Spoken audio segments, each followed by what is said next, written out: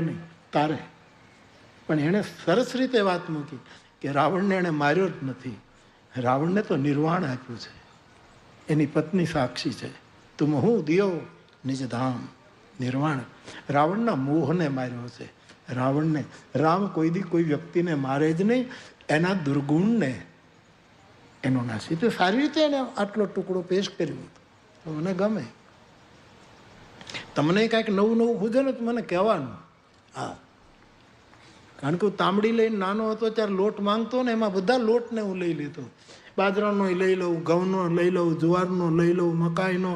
એટલે જ્યાંથી આનો ભદ્રા કર્તવો યંતુ સ્પતા, આપણું વેદ જ્યાંથી સારું મળે ત્યાંથી તૈયારી રાખો લેવાની. એ કરવું જોઈએ. તો બા અત્યારે ચડનારા મળે છે. લોકો સુંદર રીતે રામચરિત માનસ ઉપર વિચાર કરે છે. એનો અતિશય એક સાધુ તરીકે મને આનંદ છે. તો પ્રથમ સોપાન બાલ, દ્વિતીય અયોધ્યા, તૃતીય અરણ્ય, ચતુર્થ કિષ્કિંધા, પંચમ સુંદર, અષ્ટમ લંકા, સાતમું ઉત્તરકાંડ. આ એમનું ગ્રંથ રૂપ છે, ગ્રંથિસ એનું રૂપ છે. પહેલું સોપાન જેને આપણે બાલકાંડ કહીએ છીએ, એના મંગલાચરણમાં સંસ્કૃતમાં 7 મંત્રો લખ્યા છે. તુલસીદાસજીને આમ તો એમ કહેવાય છે કે આખો ગ્રંથ સંસ્કૃતમાં લખવો હતો, અને એ કાળ સંસ્કૃતનો હતો. નહીતર પંડિતો સ્વીકારે નહીં કે સ્વીકારે, એના તુલસીને કાંઈ લેવા દેવાનું હતું. પણ સંસ્કૃતની મહિમા તો એમાં તો કોઈ સવાલ જ નથી. દેવવાણી એની મહિમા, એનું શું કહેવાનું, ગજબ છે. પણ તુલસીદાસજીને એવી લોકમાન્યતા છે કે તુલસીદાસજીને હનુમાનજી એમ કહ્યું કે તમે સંસ્કૃતમાં ગ્રંથની રચના ન કરો, લોકભાષામાં કરો. એમ શંકરને આપણે લોકશંકર કહીએ છીએ, શંકરાચાર્યને લોકશંકર કહીએ છીએ. શંકરમ લોકશંકરમ. લોકભાષામાં, ગ્રામ્ય ભાષામાં, દેહાતી ભાષામાં, ક્ષત્રિય ભાષામાં તત્વજ્ઞાન ઉતારો. સંસ્કૃતને વંદન કરીને, એની પરિક્રમા કરીને, એની આરતી ઉતારીને, એના આશીર્વાદ લઈને આ. પરંતુ પ્રારંભમાં 7 મંત્રો લખ્યા છે. એ 1-2 મંત્રોનું સ્મરણ કરી લઈએ. મંગલાચરણ. મેં ઘણી વખત કહ્યું હતું, મને આ મંગલાચરણ શબ્દ જ બહુ ગમે.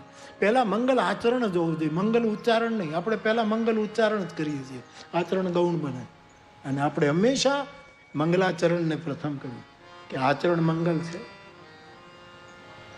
વર્ણાનામ અર્થ સંગાનામ રસાનામ છંદ મંગલાનામ ચકરતારો વંદે વાણી વિના. અક્ષર એનો શબ્દ બને, શબ્દનું પછી પદ બને, વાક્ય બને, પછી પદ બને, પછી એનો અર્થ થાય, ભાષ્ય થાય. અને એ બધું એવું હોવું જોઈએ કે મંગલાનાં ચકરતારો, આખા જગતનું જેમાં મંગલ સમાહિત હોય એવી રીતે. વંદે વાણી વિના. વાણી સરસ્વતીને અને વિનાયક ગણેશને હું પ્રણામ કરું. બંને મંગલ કરતા છે. દરેક વખતે આ કહેવું જ પડે છે, કારણ કે લોકોએ રામચરિત માનસ વિશે અમુક લોકોએ એટલા બધા આક્ષેપો કર્યા છે કે તુલસી સ્ત્રી નિંદક છે. એને મંગલાચરણનો પ્રથમ મંત્ર નથી વાંચ્યો, એવા લોકો આ બોલે છે. આપણી આખી પરંપરા પહેલા ગણેશની સ્તુતિ કરે છે, એમાં તુલસીદાસજી પહેલા વાણીની સ્તુતિ કરે, માતૃશક્તિની પ્રથમ વંદના કરે છે. આ નારી ગૌરવ છે. પછી ગણેશ. ગણપતિને ખરાબ નથી લાગ્યું, પણ ગણપતિએ તુલસીદાસજીને પૂછ્યું ખરું કે ભાઈ આ પરંપરામાં હું જ પહેલો પૂજાવ અને તમે વાણીને કેમ લાવ્યા? કે મહારાજ વાણી ન હોય તો તમારા ગુણગાન કેમ ગાઈએ? એટલે વાણી તો પહેલી હોવી જોઈએ, પછી જ અમે તમને ગાઈ શકીએ. એટલે તો તુલસીદાસજી વિનય પત્રિકામાં લખે, ગાઈએ ગણપતિ જગવંદન પેલા વાણી, પછી વિનાયક. ગાઈએ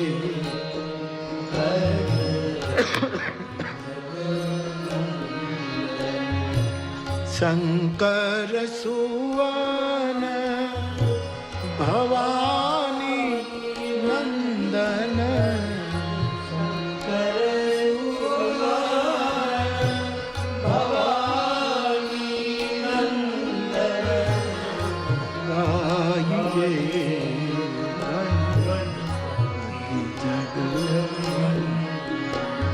તો પહેલે માતૃશક્તિને પ્રણામ કર્યા, વાણી માની સરસ્વતીને અને વિનાયકને. બીજા મંત્રમાં પણ માતૃશક્તિની પ્રધાનતા. ભવાની શંકરો વંદે શ્રદ્ધા વિશ્વાસ. કાલિદાસ પણ આજ પાર્વતી પરમેશ્વર કહીને પહેલા માતૃ શરીરની વંદના કરે છે. તો ભવાની જે શ્રદ્ધાનું રૂપ છે, શિવજી વિશ્વાસનું રૂપ છે, એ ન હોય તો યોગીને પણ અંદર બેઠેલો ઈશ્વર અનુભવમાં નથી આવતો. એવા શ્રદ્ધા વિશ્વાસના ઘનીભૂત સ્વરૂપ શિવ પાર્વતીની વંદના કરે. વંદે બોધમયમ નિત્યમ ગુરુમ શંકર રૂપિણમ. બોધ સ્વરૂપ જે ગુરુ છે, જે શંકર રૂપ છે, અખંડ બોધ સ્વરૂપ છે,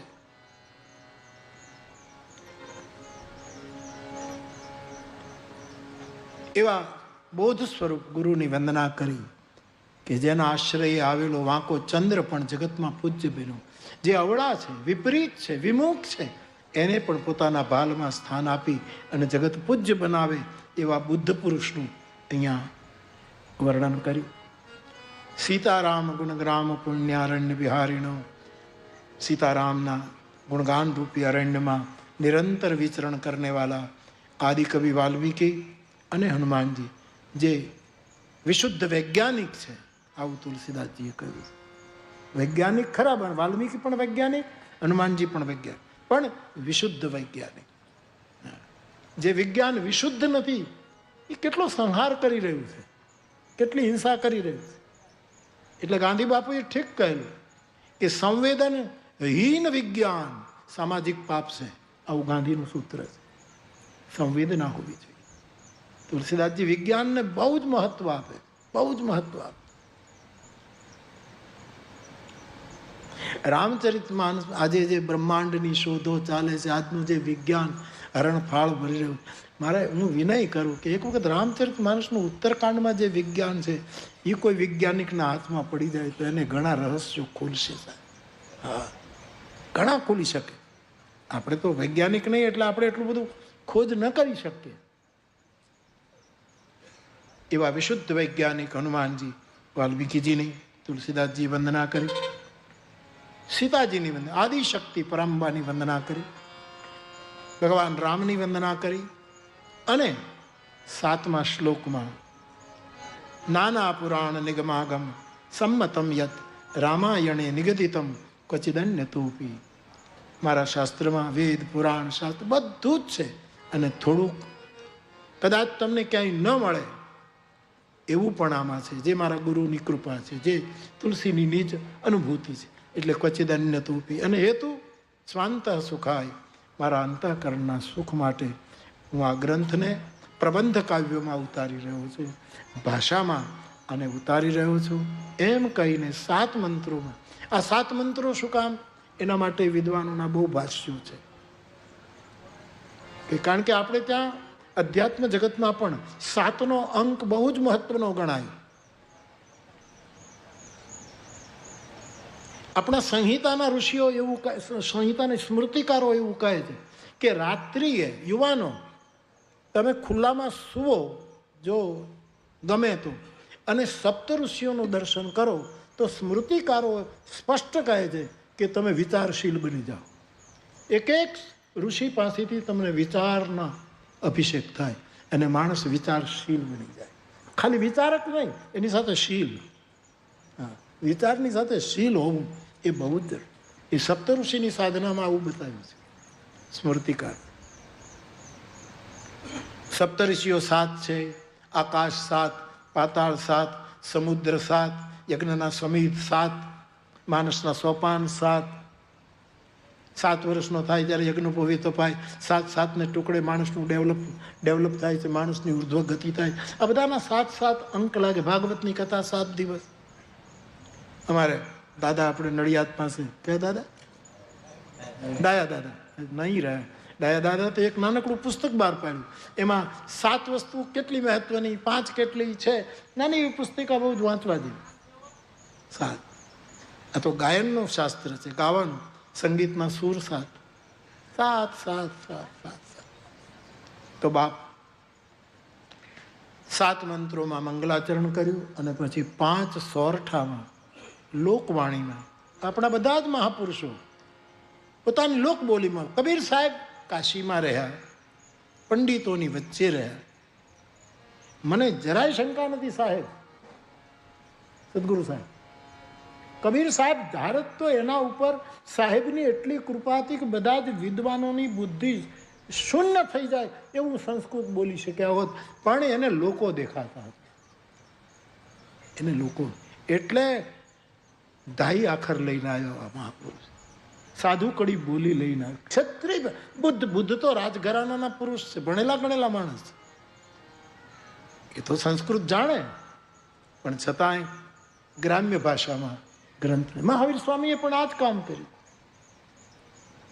ક્ષત્રિય ભાષામાં શાસ્ત્રોને, શ્લોકને લોક સુધી, શ્લોકનો અવતાર થયો લોક હૃદય સુધી. તુલસીદાસજીએ પણ એ જ કામ કર્યું.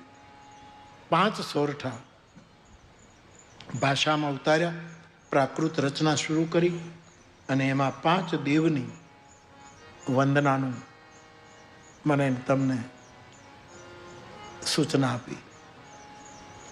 સનાતન ધર્મ, વૈદિક પરંપરા, જગતગુરુ આદિ શંકરાચાર્ય ભગવાન, એણે આપણને, એ તો અદ્વૈતના મહાપુરુષ, પરંતુ આપણને વૈદિક સંસ્કૃતિના સંતાનોને પંચદેવની વાત એમણે કરી, જગતને આપી કે તમારે સૂર્યની પૂજા કરવી જોઈએ, તમારે ગૌરીની પૂજા કરવી જોઈએ, તમારે ગણેશની વંદના કરવી જોઈએ, તમારે વિષ્ણુને,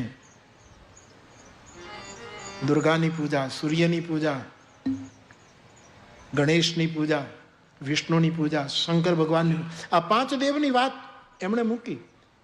અને તુલસીદાસજી સેતુ બાંધે છે. જગતગુરુ આદિ શંકરાચાર્ય ભગવાનનો, તુલસીદાસજી તો રામાનંદી પરંપરામાં છે. અહીંયા વાત શબ્દ ખરાબ નથી, પણ જે વિચારધારા છે, જે સિદ્ધાંતો છે, થોડાક જુદા છે. એક વૈષ્ણવી પરંપરા છે, એક શાંકરી પરંપરા છે, એક અદ્વૈતની પરંપરા છે. શુદ્ધ અદ્વૈતની વાત કરે તો એક કોઈ જુદી રીતે અદ્વૈતની વાત કરે, છતાં સભી સયાને એક મત. વૈષ્ણવી પરમશાસ્ત્ર રામચરિતમાનસમાં જગતગુરુ શંકરાચાર્ય ભગવાનના સિદ્ધાંતને પહેલી સ્થાપના કરી. આ હતું સેતુબંધ, આ હતું જોડવાનું વૈશ્વિક કાર્ય. અને 5 દેવની જે જગતગુરુની આજ્ઞા છે આપણા બધા માટે, કે સૂર્ય, ગણેશ, વિષ્ણુ ભગવાન, શિવ અને પાર્વતી, આ 5 ગામડે ગામડે આ 5 દેવો નહીં, પહેલી હોવી જોઈએ સાહેબ, સનાતન ધર્મ માટે. આ બહુ જ જરૂરી છે. આપણા આચાર્ય કહી ગયા છે. તુલસીદાસજીએ એ સ્વીકાર્યું અને ભાષામાં લખ્યું. જો સુમિરત સિદ્ધિ હોય, ગણનાયક કરિબર બદન કરવું અનુગ્રહ સો.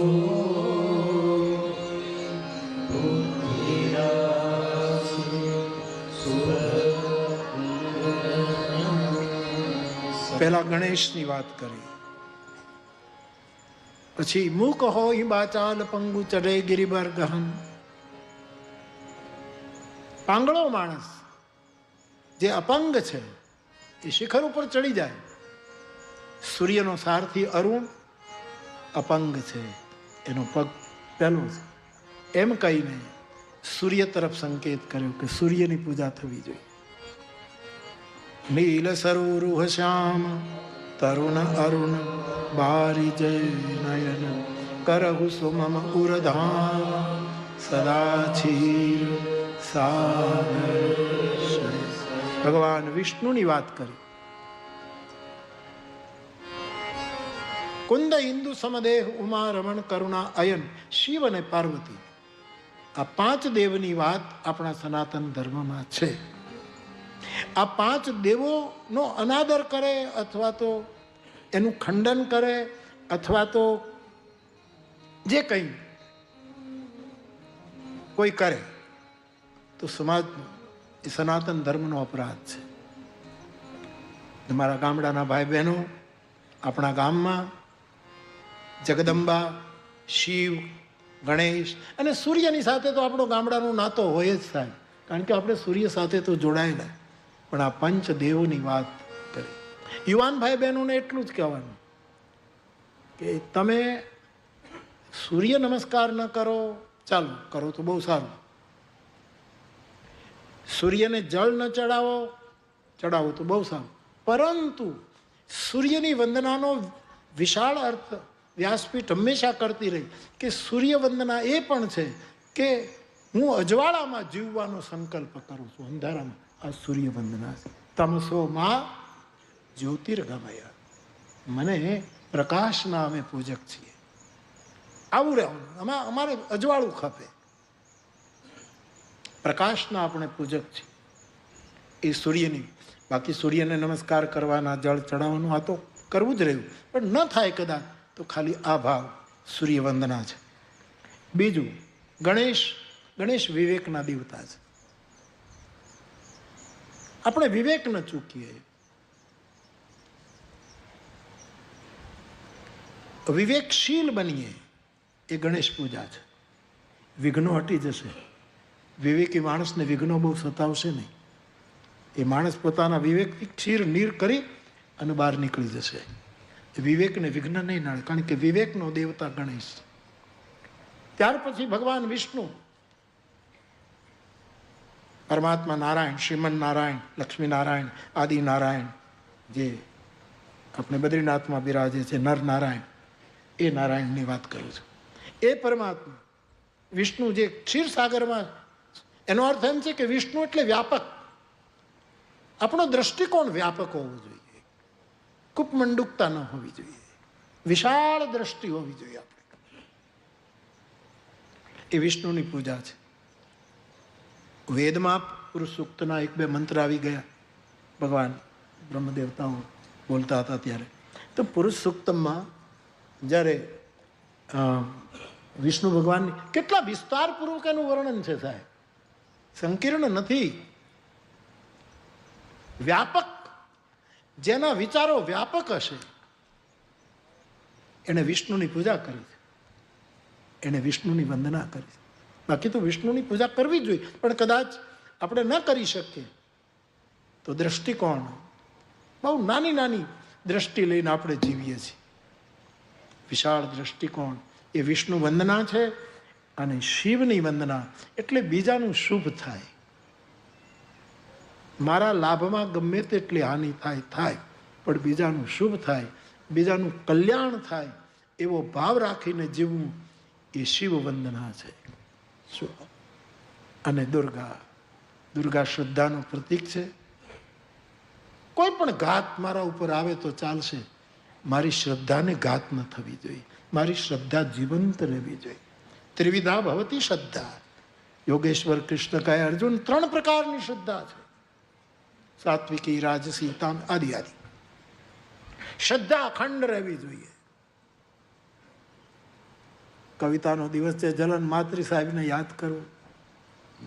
મને ફૂલ સાહેબે પૂછ્યું કે તમે તમારી પ્રિય કવિતાની એક પંક્તિ લખો. બધાની કવિતાઓની આપની પંક્તિ પણ બધાની પંક્તિઓ લખી છે. મને જ્વલંતભાઈનો ફોન આવ્યો કે બાપુ તો, પણ મેં કીધું હું કવિ નહીં, મને શું તો કે નહીં, કોઈ પણ કવિતા તમને ગમે. મેં કીધું મને તો કેટલી કવિતાઓ ગમે, કેટલું ગમે, બધું ગમે આપણને. હા, પણ મને કે તમને અતિ ગમતી હોય એવી પંક્તિ તમે લખાવો. તો મેં લખાયું: જડ પેલું અમી અમર કરશે, અભય નહીં આપી શકશે કવિ કાગ. એ અત્યંત ગમતી. બાકી તો બધા કવિઓની પંક્તિઓ કેટલી સુંદર છે. આજે હમણાં આપણે મરીઝની વાત કરી, મરીઝ સાહેબની વાત કરી.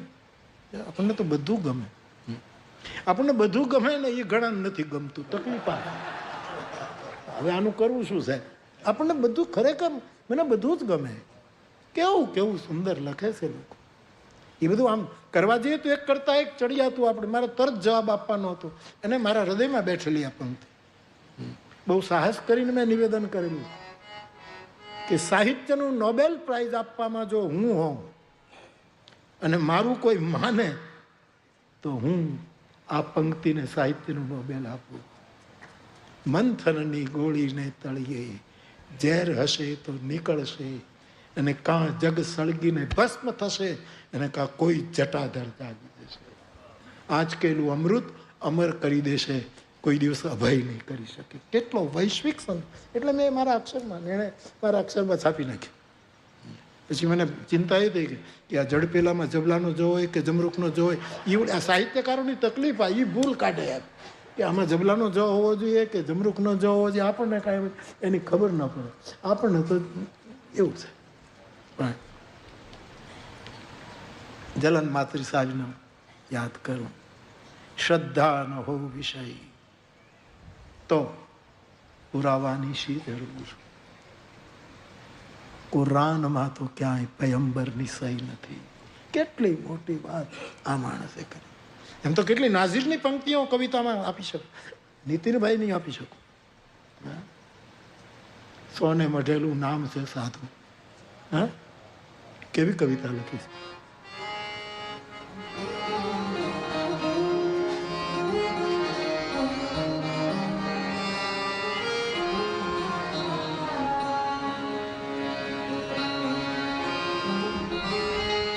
સોને મઢેલું નામ છે.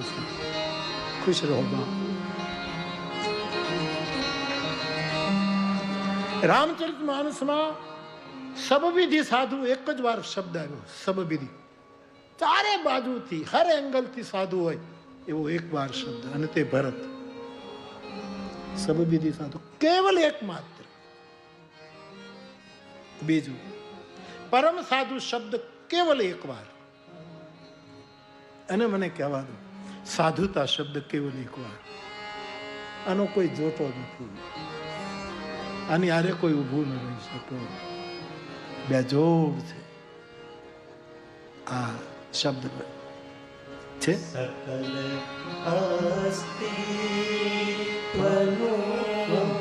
સોને મઢેલું નામ છે સાધુ. પરમનું પ્રેમથી ભીનું પુનિત પૈગામ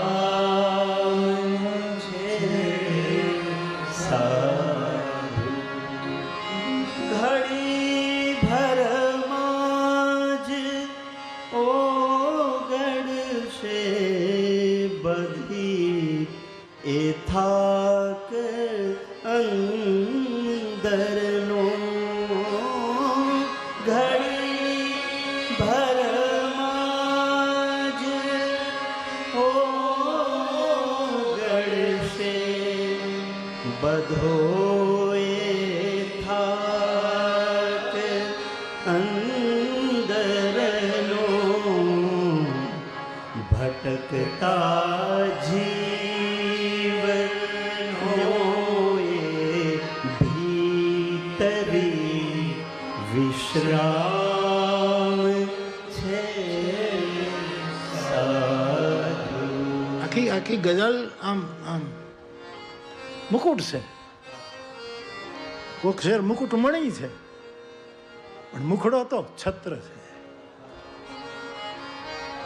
આખા અસ્તિત્વનું હોને મઢેલું નામ, એનું નામ સાધુ. આ તો છત્ર છે. એક છત્ર, એક મુકુટ મણી. તુલસીદાસજી જેને આવી રીતે પ્રસ્તુત કરે છે. આ બધી કવિતાઓનો એક મહિમા છે. કવિતા દિવસ છે આજે, એટલે યાદ કરું.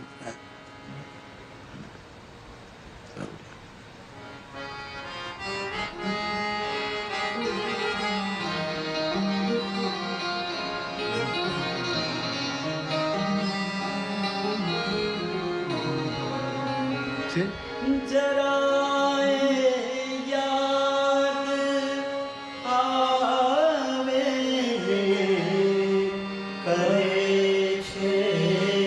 સાદ સામેથી સતત સાથે જ રહેતું એ વતનનું ગામ છે સારું. સુંદર છે. ખુશ રહો, ખુશ રહો. ધરે છે નામ નોખાને, ફરે છે જૂજવારૂપે, તમારા શ્યામ છે સાધુ, અમારા રામ છે સાધુ. ખુશ રહો, ખુશ રહો. કવિતા છે, કવિતા. બાકી તો એક શેર હું નીતિનભાઈ નો કયા જ કરું. હાથમાં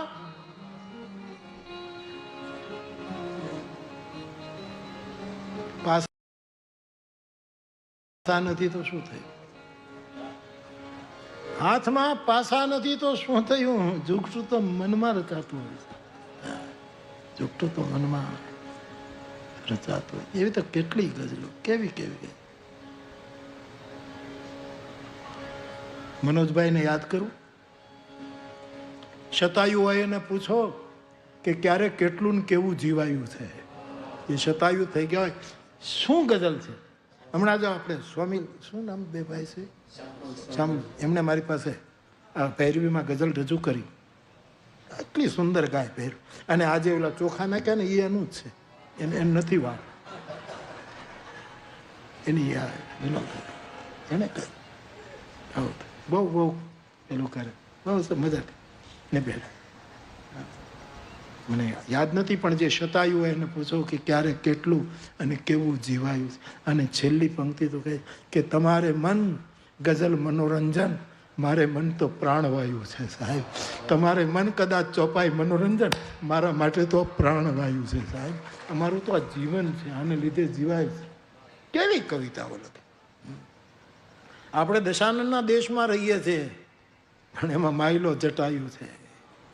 આવા શેરો મનોજ ખંડેરી, અનિલ જોશીને, રમેશને તો શું કહેવું. રમેશ પારેખને તો ક્યાં આપણે આ બધા આપણા હવે આમાં બધા આમાં શું છે કે અમુક આપણને યાદ આવે ને પછી ન આવે તો ઘણાને એમ થાય કે અમારું કેમ ન આવ્યું. પણ હવે તમારું કાલે આવશે, યાદ આવશે તમારું કાલે કહીશ. કાંઈ બધું કાંઈ થોડો કાપો વાળવાનું આપણને એટલું બધું આપણને યાદ હોય એટલે બધું યાદ રખાય નહીં સાહેબ. બહુ જેટલી સ્મૃતિ જરૂરી એટલી જ વિસ્મૃતિ પણ જરૂરી છે અધ્યાત્મ જગત માટે. ભૂલવું બહુ જરૂરી છે.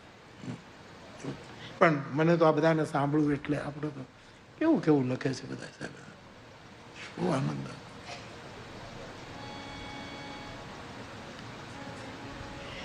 એક દોહો છે મને બહુ ગમતો હોય. સંત સમરવા જોગ દીવ ગ્યામાં દાદવા, ઈર્ષાને પણ કળા જેના અંતરમાં કોઈ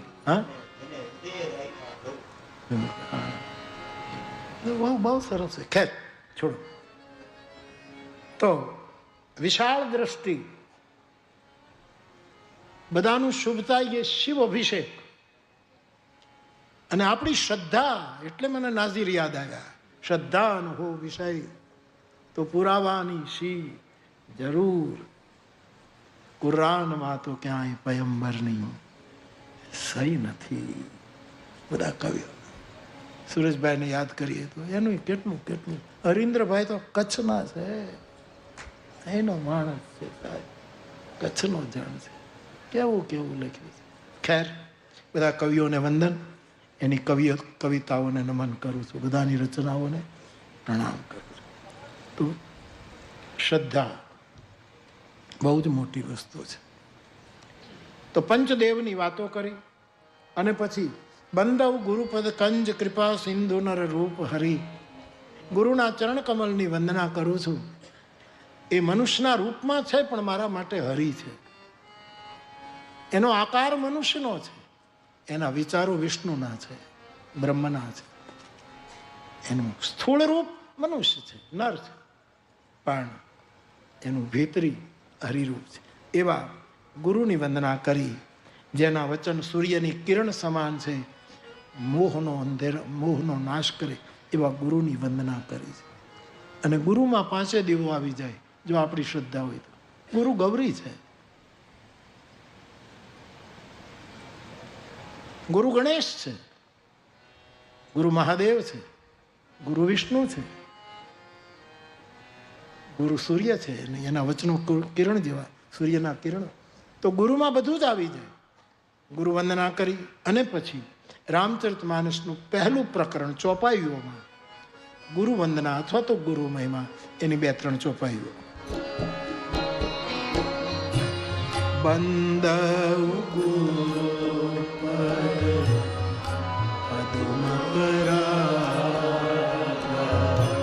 સુરુચિ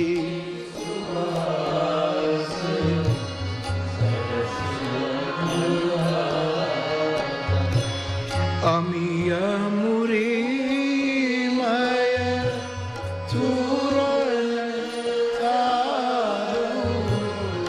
સમન સકલ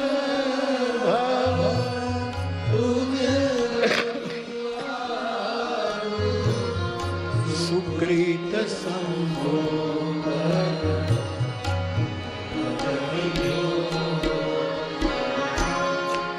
મંજુલ મંગલ ભૂત પ્રસૂતિ જનમન મંજુ પૂર્મલ હરણી કિયે તિલક